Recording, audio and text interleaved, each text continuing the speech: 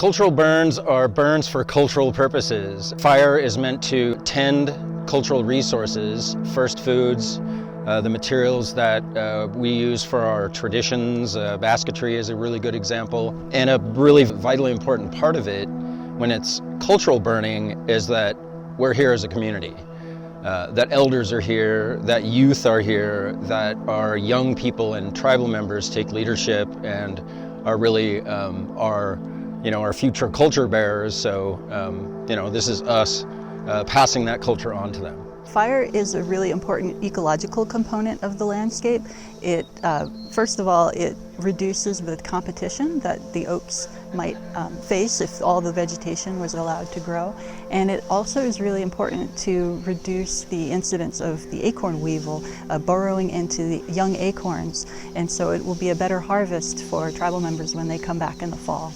It's my first time witnessing a cultural burn, and I'm excited to be here because in addition to the ecological benefits of fire, there's an incredible amount of cultural importance to this fire. The way that fire has been suppressed through the ages and the way that fire is sometimes cast as a villain, and there are dangerous fires, but fire is also a partner. Fire is an important part of the culture of people that have lived here since time immemorial. And to bring it back to this land, to this piece of savanna, is really exciting.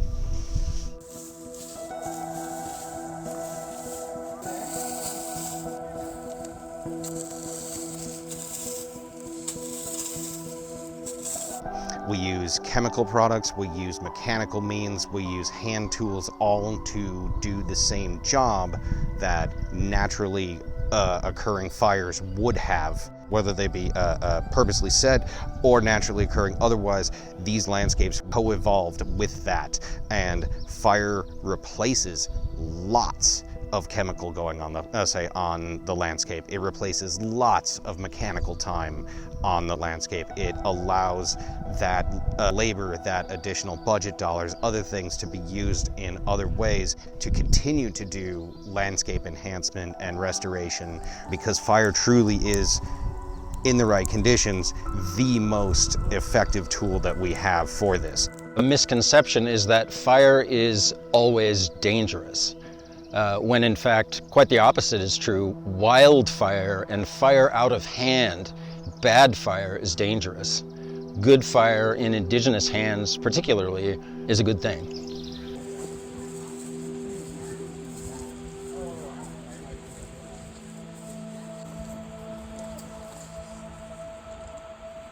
Let it get good and going, and you can really stick it down.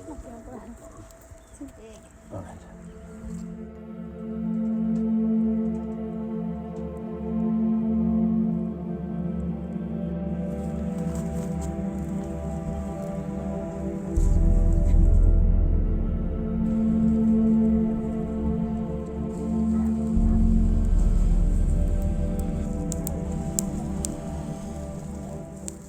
If we don't have these fires, then you end up with the larger, more catastrophic fires. So I think this is kind of a good example of how these smaller scale fires are able to help prevent those. And that is done through these landscapes where we would traditionally burn, so there'd be burning ongoing, so the brush doesn't build up, etc. It helps the trees hear bugs and things like that, critters that infest the acorns. So it helps create healthier acorns and oak trees. They build that resistance to the fires and can deal with it a lot better with those ongoing fires over time. The fires around here were set by women, essentially, and up in the hills. And they would burn through the prairies about the time when tarweed was ready to harvest. The seeds are ready to harvest, and tarweed has a very sticky substance, and so the fire would burn off the sticky film, the tar, and roast the seeds. So the seeds would then be gathered by tribes. They used what they call baskets and bats to bat the seeds into the basket, the gathering basket, and then tribes would process those seeds, probably grind them up into flatbreads or ingredients for soups or whatever.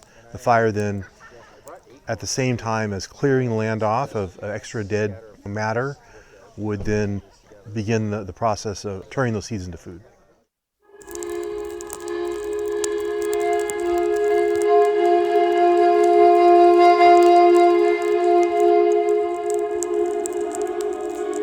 Kind of gives me gratification to know that like this is a practice that used to happen, and like I'm becoming more learned in those practices. And while there's a lot of work to be done to have prescribed fire be more of a regular thing on the landscape, and a lot of social outreach and education for people, I know, yeah, with our recent history of having so much suppression, it's really comforting and hopeful to know that there are organizations out there that are working towards doing more unified landscape level burning.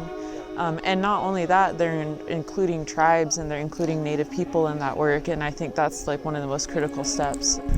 We're in a position where certain agencies or people within agencies are seeing the need for prescribed fire, and getting tribal people back on the land and stewarding lands that they've been on forever is really important. Building capacity and being able to pass this on to younger generation and carry out these traditions is really important.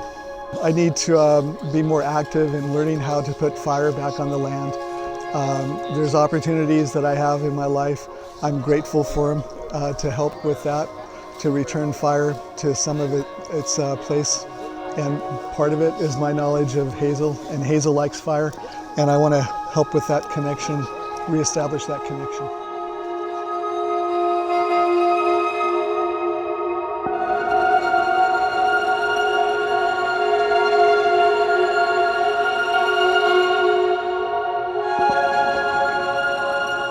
Fire is beautiful.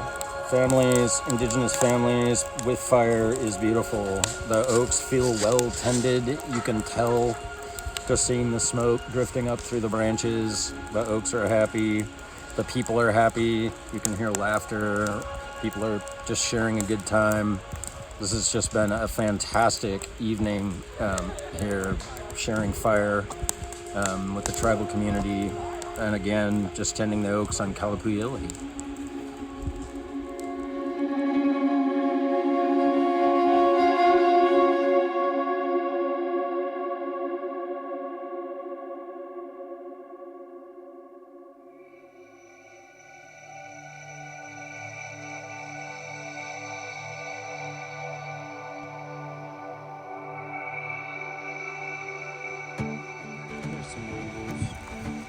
Find them? Yeah, they're alive. Right here. Here's one. Here's one.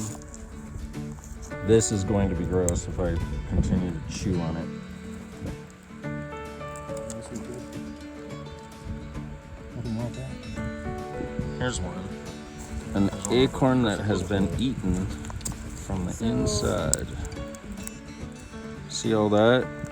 That is bug waste. I don't see the actual little worm.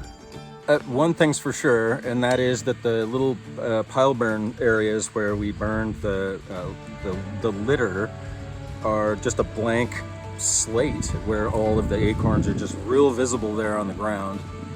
If you were picking acorns, it's what you'd look for is flat ground that was clear. Yeah, it's accomplished one of the key components of cultural fire around oak trees is just making it easier to pick up the acorns. Acorns that have grubs in them that are, you know, the grubs that ultimately become acorn weevils.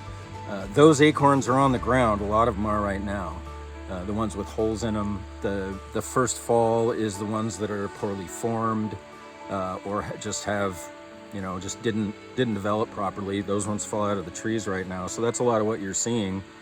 There's a lot with bugs. There's a lot of poorly formed ones, and a fall burn later this fall would take care of those. It would burn up all the grubs. It would, again, interrupt that life cycle.